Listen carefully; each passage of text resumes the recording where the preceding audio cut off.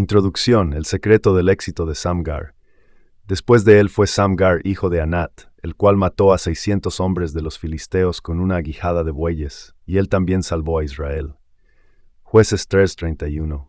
Samgar fue un hombre al que Dios sacó del anonimato y de la oscuridad en la que vivía, cuya increíble hazaña quedó registrada en la palabra de Dios para siempre. Su historia está condensada en aproximadamente 25 palabras, pero estas pocas palabras pueden expresar volúmenes. En el relato de la vida de Samgar encontramos 3 principios sencillos pero de gran relevancia que ayudarán a todo pastor, líder o creyente a alcanzar el éxito, si se atreve a ponerlos en práctica, al igual que Samgar lo hizo. Saber que la palabra de Dios es inmutable e infalible nos da la confianza que sus principios no fallan. Cuando Dios habla, sus palabras llevan poder en sí. Entonces, no importa qué tan grande sea el reto o el desafío, ni qué tan grande la oposición que enfrente. Los 3 principios del éxito de Samgar lo ayudarán a superar todos los obstáculos que se interpongan ante el propósito y el plan que Dios ha depositado en su corazón. Una extraña sorpresa. Samgar solamente es mencionado 2 veces en la palabra de Dios. No hay mucha información acerca de su vida. Su nombre significa una extraña sorpresa. Creo, sin temor a equivocarme, que su nombre y su vida representa a líderes, creyentes y personas marginadas, de quienes no se espera nada, mucho menos alguna acción extraordinaria que pudiera impactar a una comunidad, una ciudad o a una nación. Sin embargo, Dios nos sorprende cuando usa a personas a quienes el hombre subestima y las hace aparecer como una extraña sorpresa en el escenario del mundo, realizando cosas impresionantes que engrandecen su reino aquí en la tierra. En un sinnúmero de ocasiones, principalmente en conferencias, yo he escuchado a los que dirigen un servicio que presentan a un predicador diciendo: «Es un privilegio tener en esta noche entre nosotros a un gigante de la fe», y describen muchas características del predicador. Yo entiendo lo que están tratando de decir cuando introducen a una persona con todos esos elogios, pero la verdad es que Dios nunca usó a un gigante para engrandecer su reino. Nunca leerá en alguna parte de las Escrituras algo que diga que Dios usó a un gigante. Todos los gigantes en los relatos bíblicos estaban en el escuadrón opuesto al pueblo de Dios. ¿Sabe por qué? Porque el Señor usualmente no usa a gigantes. Él simplemente se deleita en usar a gente común y corriente. Él se deleita en usar a gente como Noé para advertir al mundo del juicio de Dios. Utiliza a gente como Moisés para desafiar a que otrora fuera el imperio más poderoso del mundo. Usa a gente como David para matar a los gigantes como Goliat. Él se deleita en usar a personas como Pedro para predicar el mensaje más importante y trascendental en la era de la iglesia. Él usa personas normales como usted y como yo. El apóstol Pablo lo puso de la siguiente manera en 2 Corintios 1:27-29, sino que lo necio del mundo escogió Dios para confundir a los sabios, y lo débil del mundo escogió Dios para avergonzar a los fuertes. Y lo vil del mundo escogió Dios, y lo menospreciado escogió Dios, y lo que no es para deshacer lo que es, a fin de que nadie se jacte en su presencia. No es lo que somos, sino lo que podemos llegar a ser. Parece que lo que más le atrae a nuestro Dios de nosotros no es lo que somos, sino lo que podemos llegar a ser.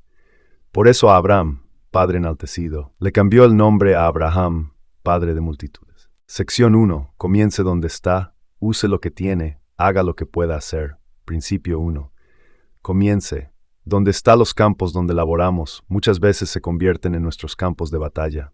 Quiero que note que Samgar empezó donde estaba. ¿Dónde se hallaba Samgar? El momento en que se conectó con el destino de Dios para su vida. Samgar estaba en una granja, en un rancho, probablemente en un campo de trigo, pero ese campo de trigo se convirtió en un campo de batalla para Samgar.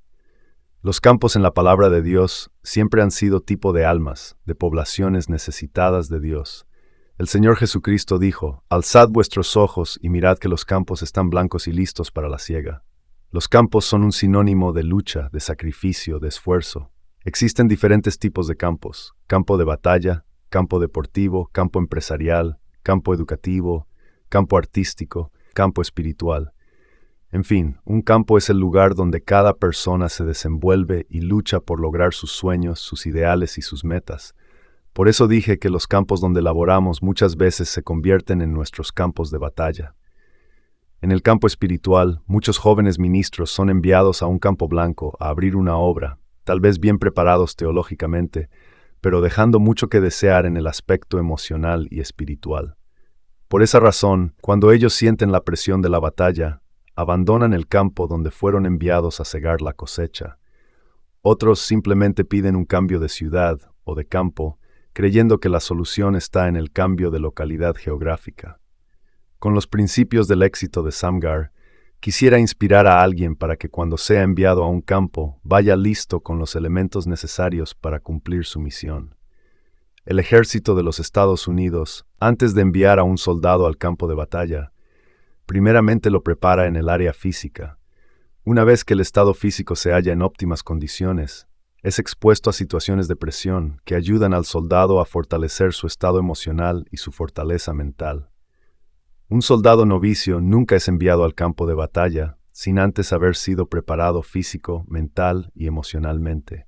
Ellos saben de antemano que el campo donde son asignados es el lugar donde van a permanecer hasta que la batalla termine. El apóstol Pablo exhortó a su hijo espiritual Timoteo diciéndole: «Tú pues sufre penalidades como buen soldado de Jesucristo». Es decir, que si desea ser usado grandemente por Dios, tiene que empezar donde está, donde Dios lo ha puesto. Ese es su terreno, ese es su campo. Dios me llevó al área donde me encuentro pastoreando en el año 1994. La ciudad donde está localizada nuestra congregación, según las estadísticas del último censo, es de apenas 45,000 habitantes. Si sumamos las dos ciudades más pobladas que están ubicadas a 20 millas de distancia aproximadamente, la población aumentaría a 200,000 habitantes. Hay ocasiones en que le he preguntado al señor Boy, ¿por qué no me enviaste a una ciudad más poblada con latinos como New York, Los Ángeles, Houston, Miami? O quizás a una ciudad donde las posibilidades de éxito hubiesen sido mayores. Pero ¿sabe qué? Dios me asignó este campo. Es aquí donde tengo que laborar y pelear mis batallas espirituales. Mi familia y yo llevamos laborando en este campo 25 años. Sin embargo, Dios nos ha dado éxito más allá de nuestras expectativas.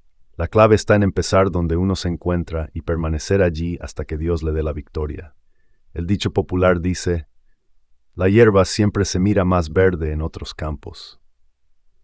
Pero la verdad es que todos los campos nos ofrecen las mismas oportunidades. Todo depende del segador.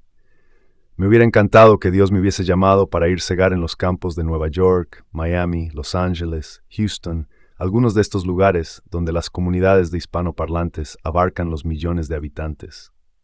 Pero Dios me llevó a una ciudad de 45,000 habitantes, con un porcentaje muy bajo de latinos. Sin embargo, el principio de Samgar de empezar donde uno se encuentra nos ha producido un gran avivamiento desde el día en que iniciamos, haciendo un pacto con su ciudad. Samgar fue un granjero común y corriente, pero con mucho valor y una determinación inquebrantable para confrontar el desafío del momento. Samgar hizo un pacto con su pueblo. Me parece oírle decir: venga lo que venga, pase lo que pase, yo voy a lograr el triunfo en este lugar porque Dios está conmigo y Él me va a dar una gran victoria. Samgar no huyó. Él no se quejó por la falta de apoyo y recursos, sino que se paró firme en el lugar donde estaba y su audacia lo elevó de una categoría común y corriente a un hombre de valor y de éxito en la misión que se propuso llevar a cabo. Usted también necesita hacer el mismo pacto con su ciudad. Tiene que empezar donde se encuentra. A través de mis viajes por Latinoamérica, algunos pastores se han acercado a mí y han expresado que si ellos estuvieran en los Estados Unidos, en Canadá o en España, o si tuvieran más apoyo, sus congregaciones y sus ministerios serían diferentes. Ellos tendrían más avivamiento. Pero Samgar nos enseña que se puede lograr la victoria aún en las condiciones más difíciles. Como usted podrá notar, Samgar no fue un hombre superdotado. Samgar no tuvo ningún respaldo o apoyo de aquellos que él llamó sus hermanos. Pero fue su osadía para cambiar su vida, su futuro y el de su pueblo, que lo impulsó a proceder sin esperar la ayuda de afuera. Él entendió que alguien tenía que empezar a actuar desde adentro, desde el mismo lugar donde se encontraba, y se quedó en su campo luchando por su congregación, por su gente y por su ministerio. A muchos compañeros y colegas del ministerio los he visto abandonar la organización a la que pertenecían por la sencilla razón de no estar de acuerdo con aspectos administrativos. Pero recuerde esta regla, que si usted desea cambiar la mentalidad o el sistema de una organización civil, eclesiástica o inclusive de una nación, nunca lo va a lograr huyendo o desligándose de ellos, sino quedándose en ese lugar. Otra cosa que he aprendido a través de los años es que la mejor ayuda que un pastor puede obtener son las personas que están sentadas en las bancas de su congregación. Mientras que unos esperan la ayuda de fuentes externas, el origen de sus recursos financieros ya están en las bancas de su congregación. Los talentos y dones se hallan en las bancas de su iglesia, esperando ser usados. Es decir, que los ingredientes para lograr avivamiento y crecimiento ya se hallan dentro del pueblo que Dios ha puesto frente a usted. A todos nos hubiera gustado que nuestras circunstancias hubieran sido diferentes, pero nuestro Dios se gloria con personas que llevan su de ellos, que comienzan desde abajo, empiezan un pueblo, una obra, que trae honra al nombre de Jesús. ¿Y a quién no le hubiera gustado que las cosas se las hubieran servido en bandeja de plata? Pero el Señor se deleita en ver a aquellos que confían en Él y no se dan por vencidos a pesar de las desventajas en las que se encuentran. Dios se deleita en ver a líderes, pastores, creyentes que lo aman con todo su corazón y con todas sus fuerzas, que viven con integridad, que en vez de quejarse y murmurar cuando las cosas se ponen difíciles, prefieren verlas a través de los ojos de la fe y con optimismo dicen, voy a empezar donde estoy. Si Dios está conmigo, ¿quién contra mí? Hay algo que usted tiene que entender, y esto es que si usted espera demasiado tiempo para decidirse, cuando se decida, va a ser demasiado tarde. Tiene que empezar donde está. Henry Ford, el magnate de la industria automotriz, dijo en una ocasión, mucha gente avanza en la EN, mientras que otros desperdician su tiempo, la gente es vida. El desperdicio de tiempo es desperdicio de... Alguien me dijo en una ocasión, estoy muy viejo para empezar donde estoy.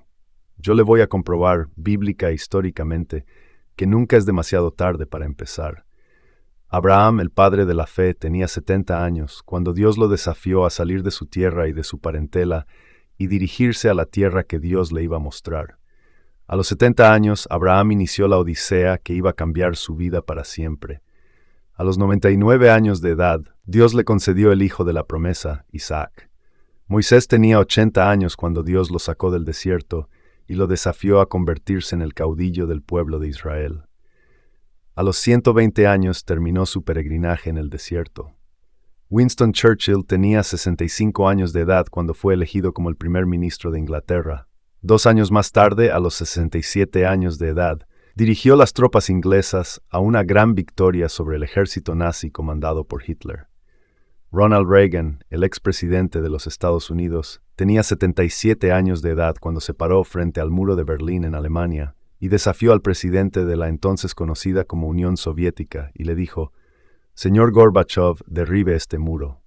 Gorbachev y los ciudadanos de Berlín aceptaron el desafío y ladrillo a ladrillo comenzaron a derribar el muro que por más de 80 años había separado a Alemania Oriental del mundo libre.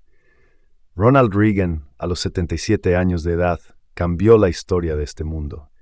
Miguel Ángel, el gran pintor italiano, tenía 66 años de edad cuando pintó la famosa obra en la Basílica de San Pedro en Roma. Y a los 74 años, como arquitecto de la ciudad papal, diseñó la disposición de la Plaza del Capitolio. Quienes saben de arte dicen que fue una de sus mejores obras.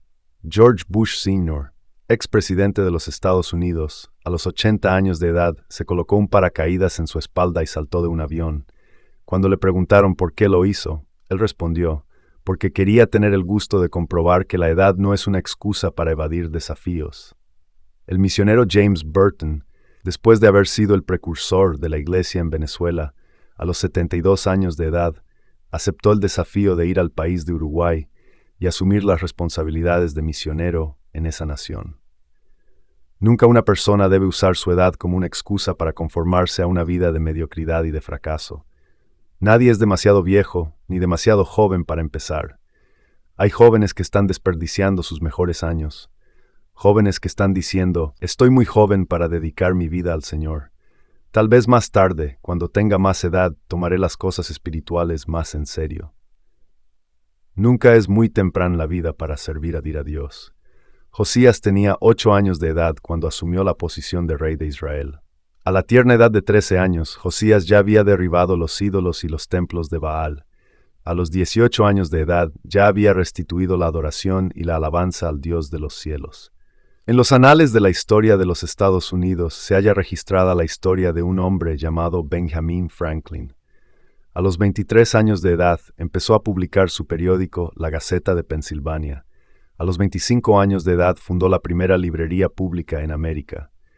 A la edad de 30 años fundó el primer departamento de bomberos. A los 37 años inventó la primera estufa de gas. Hizo todo esto antes de cumplir los 40 años. Usted necesita proseguir el plan de Dios para su vida ahora, a la edad en la que se encuentra, sea joven o sea viejo. Si desea ver cambios en su ministerio, en su vida personal, en su vida familiar, empiece hoy y en el lugar donde se encuentra. No dude ni un solo instante, no posponga las cosas.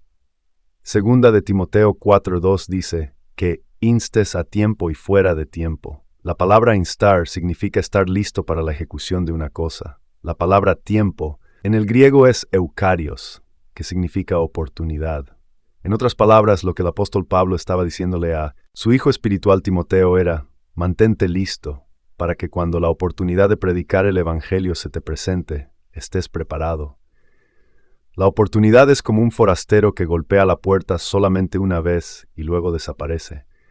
Más tarde podría estar diciendo: si tuviera la oportunidad tal vez lo haría o lo hiciera. No malgaste su tiempo. El peor crimen que alguien nunca una mentalidad de víctima quejándose todo el tiempo y culpando a Dios, a la vida y a las circunstancias por su inhabilidad de progresar. Dios nos da las mismas oportunidades a todos, en el lugar donde nos encontramos. Su inhabilidad de avanzar, de progresar, nada tiene que ver con el lugar o la familia o la cultura donde usted nació. Todas esas cosas no son más que una excusa de una vida derrotada. Aprenda a dar gracias a Dios por lo que tiene, por el lugar donde lo ha enviado, porque si usted aprende a ser agradecido, Dios le va a dar lo que no tiene.